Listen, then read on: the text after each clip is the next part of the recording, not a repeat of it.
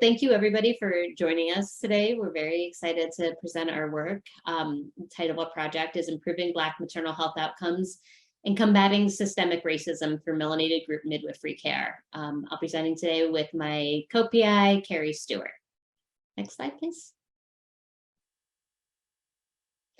Our objectives are to talk a little bit about the background of maternal health disparities in Illinois and how we kind of designed an intervention that really centered the experiences of Black pregnant people, and then the implementation barriers that we've had to actually implementing this research and implementing a new model of maternity care that does center Black women's experiences. Next slide, please. Oh, I'm sorry. First, I'd like to also acknowledge that the study is funded through the Pecori Foundation, and that the views presented here are solely those of us and not necessarily the Pecori Foundation. And we have no financial interests to disclose. Next slide. Carrie, you want to introduce yourself really? Yes. So my name is Carrie Stewart. I'm a full scope practicing midwife at the University of Illinois Health Systems. I have been a midwife for the past 5 years. I'm also a co-PI along with Kylie here with this research project. And I also am the founder of Melanated Midwives, which is a non-for-profit organization that addresses Black maternal health disparities and maternal health deserts. And my name is Kylie Lease. I am an assistant professor at UIC in the College of Nursing. My training is in medical anthropology, and I'm also a practicing midwife for the past 12 years, actually. Next slide, please. And this project is much larger than Carrie or I individually. We have an amazing team that we just, briefly are introducing here. That's comprised of maternal child health researchers in public health, midwives, doulas, nurse navigators, and research assistants. So we're really proud of our team. Next slide, please. So a little bit of background to get us started. I'm sure many of you are aware of the maternal health crisis, particularly in the United States. In 1987, we had a documented maternal mortality ratio in the US of 7.2 maternal deaths per 100,000 live births. In 2018, that was revised to 17.4, and in 2020, it's now at 23.8. So obviously several concerning features here. One is these numbers, especially in 1987, were not necessarily accurate because we actually didn't have a unified national system that was recognized in every state to be able to count maternal mortality, which is really striking. And then when we have finally now included checkboxes on death certificates so that we can compare, and we have the same system to actually count the right numbers of maternal deaths, that our rate has just been increasing. So, they said that out of 10 countries that are of the similar economic standing as ours, we rank 10th. Globally, we're 55th. We are just behind Russia and just ahead of Ukraine. Next slide, please. And those numbers are even worse for Black pregnant people. So the disparities fall along racial lines, with Black pregnant people faring the worst. Black pregnant people are 2 to 3 times as likely to die of pregnancy-related causes than are white or other identified races and ethnicities. And that goes for the same as in Illinois as representative of the country. Next slide, please. What's one of the things striking about Illinois in particular is that actually within Chicago area, even though Black pregnant people are 3 to 4 times as likely nationally to die of maternal related causes, that number is 6 times in the Chicagoland area. And, I think initially there was a lot of work looking at what is it about Black women individually? So that was focusing on comorbidities, that was focusing on kind of chronic diseases. And a lot of what this has come down to is a recognition that these are structural factors that ultimately account for the disparity in maternal mortality. So social structures and processes that marginalize people and sustain these inequalities. And that particularly put Black women in harm's way. And one of the ways this really came to national attention was the story of Serena Williams as a woman of color who is very accustomed to power, who, you know, made her birth story known, where she was really ignored in the hospital following her birth with a potentially life-threatening condition. She had a blood clot, and even though that she continually brought this to the attention of her providers, she was ignored, she was dismissed. And that's Serena Williams. So you can imagine what you know, everyday Black women are facing in the hospital in terms of kind of the structural racism and structural inequalities that brought them there. Next slide, please. The sum of our work was to look at the Illinois Department of Public Health Maternal Mortality Review Committee's reports and to push this aligned with what we were hearing in focus groups and from Black providers about what Black women want and need. What the Illinois Maternal Mortality Review's reports taught us is that maternity care is failing Black women in Illinois. And we see this nationally, where Black mothers repeatedly report experience of discrimination in healthcare, low rates of adequate prenatal care, and insufficient coordination and wraparound services for mental health care, specialty care, and social services. The other thing that we were noticing is that 1/3 of all deaths occur within 12 months postpartum. And we know that most maternal health innovations focus on the intrapartum period. And there's a discrepancy here, right? We know that targeted interventions when someone is in the hospital are certainly the most convenient to research and design. However, it's that 12-month period postpartum where really we're seeing a lot of the failings in the healthcare system that are accounting for maternal deaths. And actually, I should point out that the maternal mortality ratios that I talked about earlier, they only account for the first 42 days postpartum. Illinois does look to develop a maternal mortality ratio for 12 months postpartum, but considering that 1/3 of pregnancy-related deaths happen within 12 months postpartum, the number is actually considered to be under accounting. And these deaths are preventable. 83% are preventable, which means we have a lot of work to do.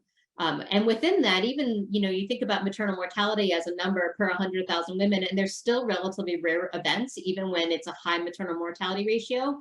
But more common than that are severe maternal morbidities. The thought is that for every maternal death, there's about between 50 and 100 women who experience life-threatening complications that can have long-lasting consequences. And those aren't counted in the maternal mortality ratio, obviously, but they are really important to address in the same vein. Next slide, please. So it's time for a paradigm shift in how we are addressing maternal mortality, and particularly maternal mortality among Black pregnant people. Next, you want to go ahead and hit forward, Carrie? We have animations on the slide. Go ahead, keep going forward. So what we attempted to do was address the fact that no single intervention has really reduced maternal health disparities, and the complexity of maternal morbidity and mortality demands a multifaceted approach.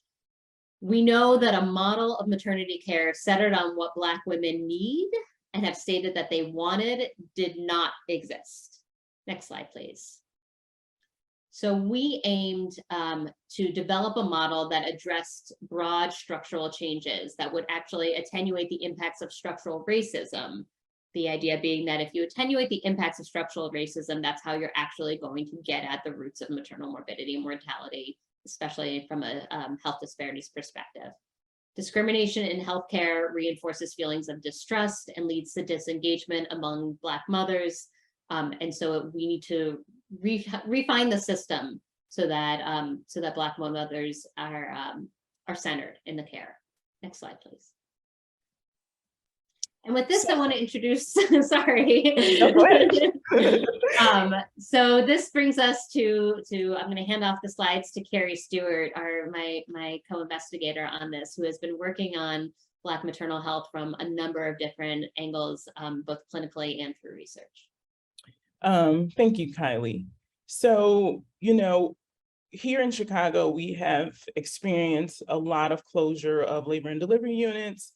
and hospitals that provide OB care, reproductive care. And so this is just a photo of myself and one of my community counterparts, Janine Logan, who's also a Valerie Logan, who's also a midwife in the community. And so what we have learned, not only as being a midwife and being on the ground with a lot of the people in the community, they are desiring Black providers and specifically Black midwives. And so we are hoping with this model and upscale that we are showcasing that this is how we're answering the calls of the people in the community. So what we have devised is a model of care that focuses on centering the voices of mothers, women, Black mothers who are in the community and wanting this type of care. So it is entitled Melanated Group Midwifery Care, and it is a bundle. It consists of 4 evidence-based strategies. That first strategy, that first evidence-based component, that being racial concordance, and that's between provider and the Black patient. We have a Black midwife for a Black mom, a Black person, birthing individual. What we have found that this increases healthcare engagement, it earns the patient's trust, it increases satisfactions, and it halves the racial disparity in neonatal mortality. And so under this racial concordance and continuity, what we have shown, or what we are going to utilize, is not just having a Black midwife, but we will also have a Black nurse navigator and a Black doula. That second component being group healthcare, group prenatal healthcare, as we may hear it to be called, is structured to disrupt power hierarchies, use interactive learning. We're trying to build support, social support in the community support, and associated with better attendance, mental well-being, satisfaction, prematurity, and breastfeeding. We get stronger results with our Black participants, our Black moms, when we have group prenatal care. So the components that we hope to involve are listed there. The third being nurse navigation. And we may know this to be care coordination, but we are calling it nurse navigation for our purposes of our project. And this individual will help in assessing those unmet needs, providing referrals and social service linkage, extensive active referrals, linkages, follow-ups, proactive management of any obstetric complications, definitely highlighting shared decision-making.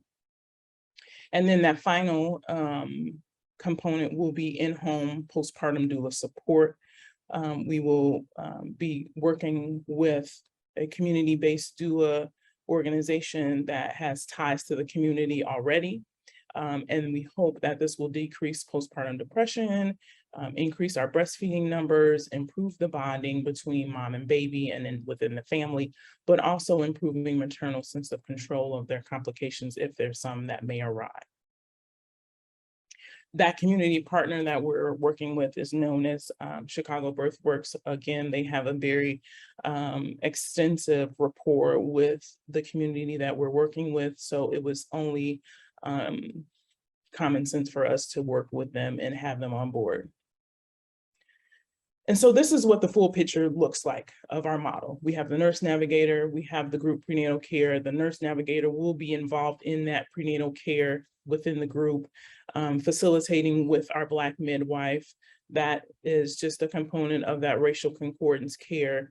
We will have our postpartum doula come in and be a part of a few of those sessions, but they will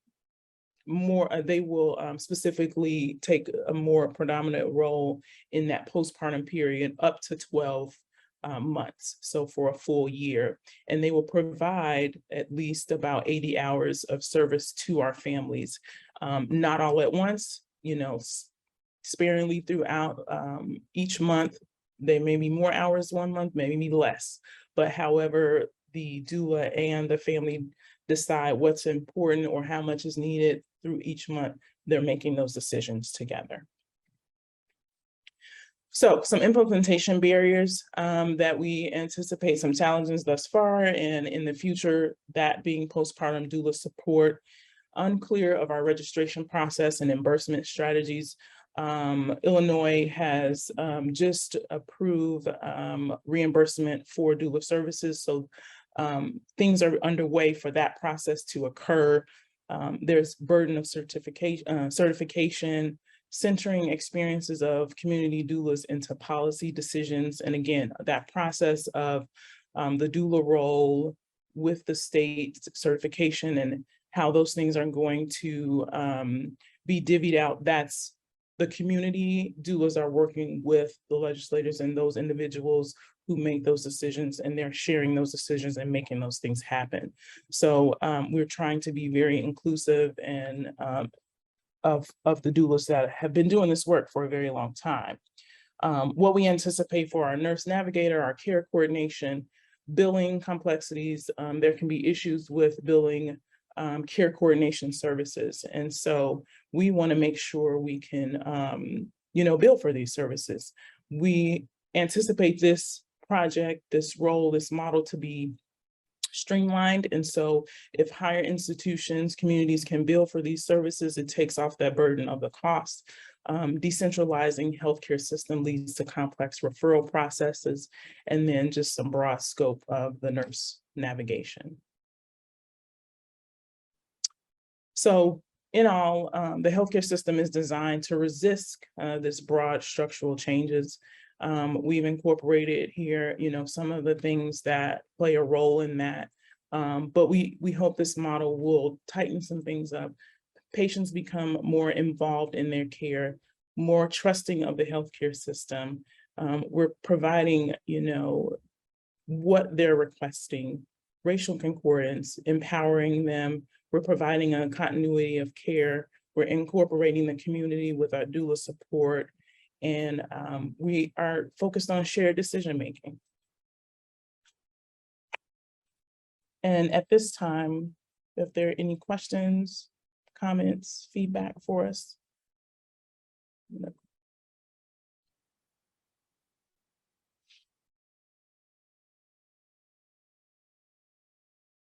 I can't see the chat. Should I stop sharing now so we can see? Okay.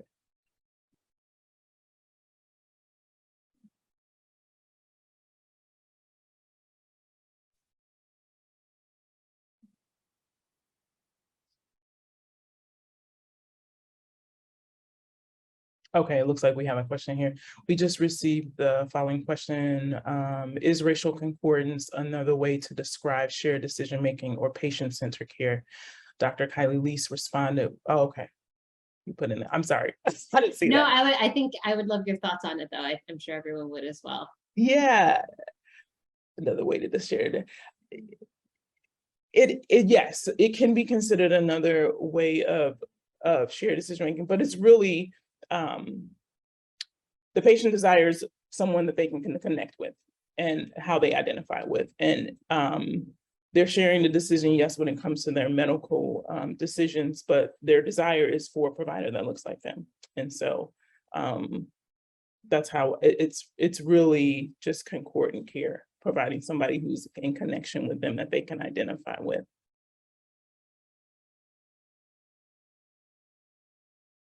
Giving the patient really what they want. I think it's important to note, and especially given Carrie's other work, that part of what that would mean on a scalable, for this innovation to be something that's scalable is that we would need more Black midwives. UIC has one of the largest midwifery practices in the Midwest, and we now have 5 Black midwives working with us, but that's a rarity. So if Black women are asking for Black midwives, then we need to have more Black midwives trained and certified, and have places that are not only recruiting them, but also making sure that they retain Black midwives and make environments that are that make it work for Black midwives to work there. And that's really what a lot of our work is looking at, is that type of healthcare implementation. Correct. Well, that helps kick off some questions in the chat. So Tiffany is saying this sounds like a beautiful program. I hope to hear more about it as you develop it. Stacy was saying, Carrie, also to have trust in and engage in their healthcare. And then we also have someone who asked a question and said, I'm sorry if I missed this, but are any of these interventions available virtually via telehealth, or is this all in person? So right now, it'll be all in person. We will have a plan B if we need to put that in place and do a virtual component. We have utilized telehealth in the past with some of our visits. And so if that needs to happen, we will incorporate that. And then we also just received a comment from Brittany Lewis, also saying, but scholarships for Black midwives and birth workers are essential as well. Absolutely. So Melanated Midwives, melanatedmidwives.org provides those scholarships. There's other entities, Black midwives. There's various organizations that have now realized that financial assistance is important. And so there's a plethora of organizations that are providing those scholarships. Around this time now is a good time to start looking for those. So they are out there.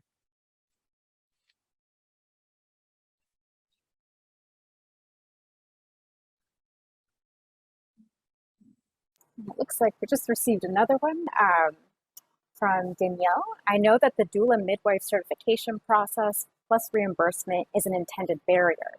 But do you think that this research could be used as evidence for funding towards Black birth workers? Absolutely, absolutely.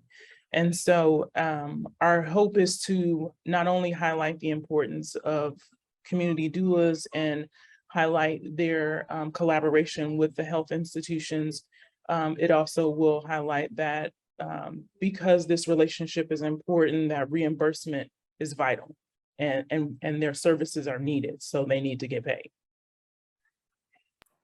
Thank you for that. And again, the questions continue to roll in. So we have another one. How do you envision bridging the digital divide? We get used to the benefits of high-speed internet, but many people don't have the tech access.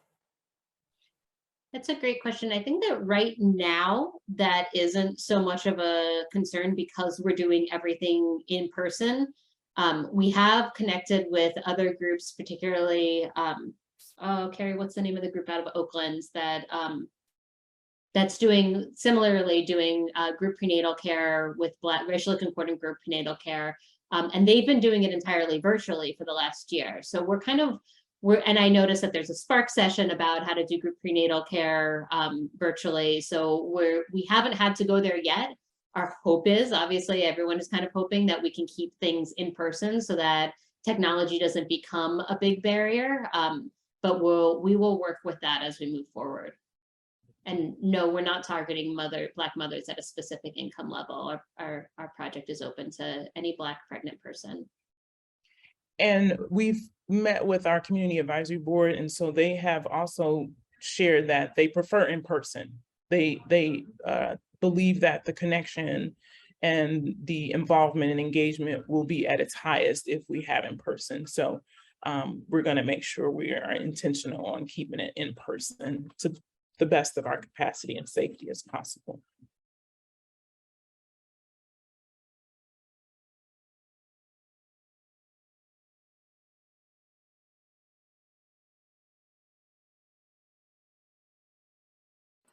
All right, so I'm not seeing any more questions, but again, if folks want to just come off of mute or type a question in the Q&A or in the chat box, you are welcome to. We have about 6 minutes left in the session.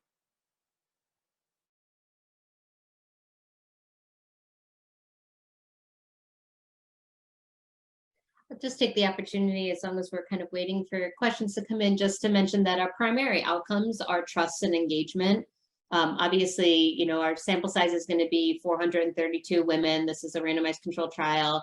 But with that number, you can document whether there's an impact of maternal morbidity and mortality, but really we felt like the most important outcome that we could measure is patient trust and engagement, with the idea being that those are central to actually to changing the systems and evidence of a system that changes to benefit other perinatal health outcomes, which we will also be tracking, right? We'll be tracking severe maternal morbidities. Obviously, if there's a maternal mortality, we would have that data. We'll also be looking at everything like birth weight, gestational age, APGAR scores.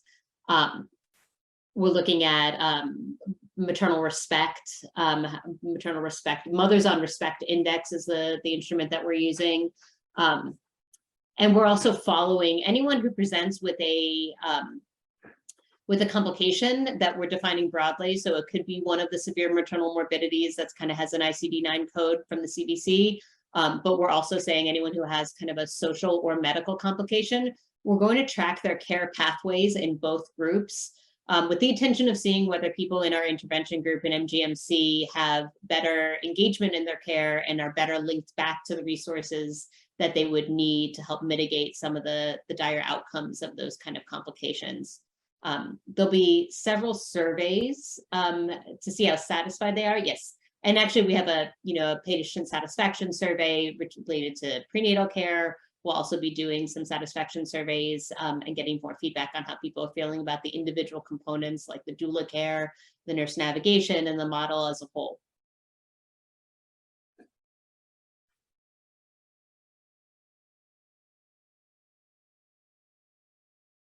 And then obviously put mental health factors like postpartum depression, postpartum anxiety. We'll also be tracking those, breastfeeding. One of the really cool things about this project is that we will actually be able to be tracking these women from the time that they're showing up for prenatal care through 12 months postpartum. So we're hoping to see a number of positive impacts.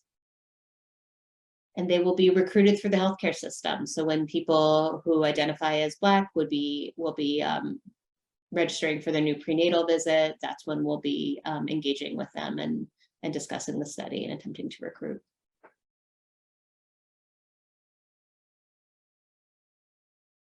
These are all good questions. Yeah, thank you so much, everybody, for your questions. Absolutely. And thanks to the Maternal Health Innovation Symposium for giving us this opportunity to present this work. We hope we're back next year with a lot of really interesting preliminary data. Yeah.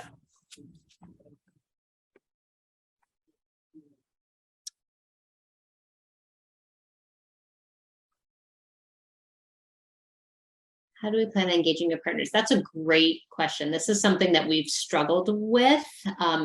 Centering healthcare, which is, it's the more common way that people talk about group prenatal care, makes a particular effort to involve partners in the groups because of social distancing right now and relying on our feedback from our community advisory board. What our community advisory board really recommended was not inviting partners into the group prenatal care at this time. And that does kind of help us balance some of the safety precautions that we're having. But that is something that we hope to be able to do eventually. And we'll also be getting feedback from the pregnant people on how they feel about not having their partners at group prenatal care, whether that's something that they would have wanted. And then we can adapt to it. Certainly the model is open to having that engagement. The partners will also be engaged in the postpartum with the doulas. And there was at one point the community advisory board suggested kind of sporadically throughout the prenatal care. So when we get further along, we will probably have specific sessions that they would want their partners to be involved in. And they had listed which ones that they felt was important for their partner to be involved with that process. Carrie, do you see the question that was just posted? How do you think that this research's outcome can be used to train medical practitioners to be more intentional about the ways that Black BIPOC mothers are treated? Absolutely. This model will show, encompassing the midwifery care model and the approach of group care and just really centering the desires that they are requesting for their group prenatal care. It allows us to be more involved and more intentional in taking the time to really provide care. So this model doesn't necessarily, although it says for Black, midwives for Black mothers or Black women, any provider who is intentional, who's a medical professional, who is Black, who is not Black, they can do the same things. They may not have the same ethnicity, but they can also do the other components that could prove to be very important and vital and have better outcomes than what they're having now. So I know that we are now at time. So I just wanted to thank both of our fantastic presenters for sharing such a wonderful innovation with us all. As you can see from all of the questions, I think folks are really interested in this. So thank you again, and thank you to all of our participants for your engagement and for your questions. And hopefully we'll hear back from you again next year on some of those outcomes. But thank you all, we really appreciate it, and hope you enjoy the rest of the symposium. Thank you. Thanks for this opportunity.